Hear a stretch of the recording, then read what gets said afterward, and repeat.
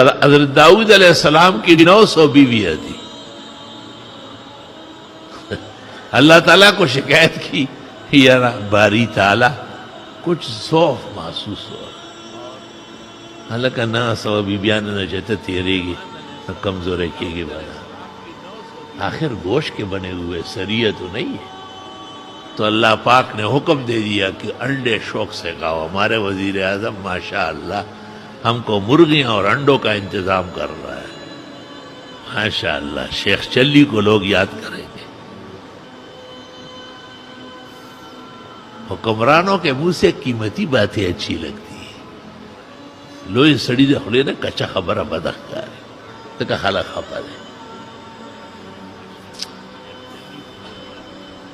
900 بیویوں سے مختلف اولاد پتہ نہیں کتنی ہوئی ہوگی.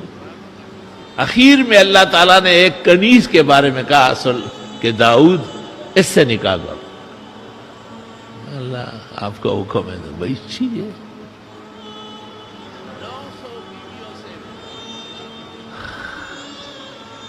کہتے ہیں اس سے سلیمان علیہ السلام پیدا ہوئے. ففخمناہا سلیمان، جن کو اللہ نے دین نبوت اور دنیا کے جن و انس کے قابو کرنے کا علم و فہم دے دی. حضرت لقمان کے ایک حادثہ میں 100 بیٹے مرے اور حضرت خالد بن ولید کے ایک حادثہ میں 40 بیٹے مرے. کتاب المعرفہ.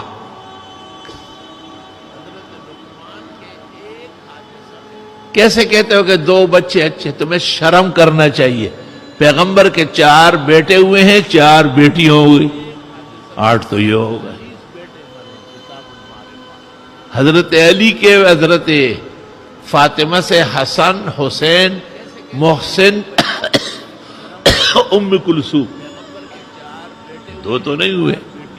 بیٹے 3 ہیں. محسن چھوٹا مر گیا تھا اور ام کلثوم بڑی ہو کر حضرت عمر کے نکاح میں آئے. بخاری شرح کرمانی شیعوں کی معتبر کتاب حیات القلوب للمجلسی. اور فاطمہ بی بی رضی اللہ تعالی عنہا و ارضاہا وجعل الجنت مثواہا.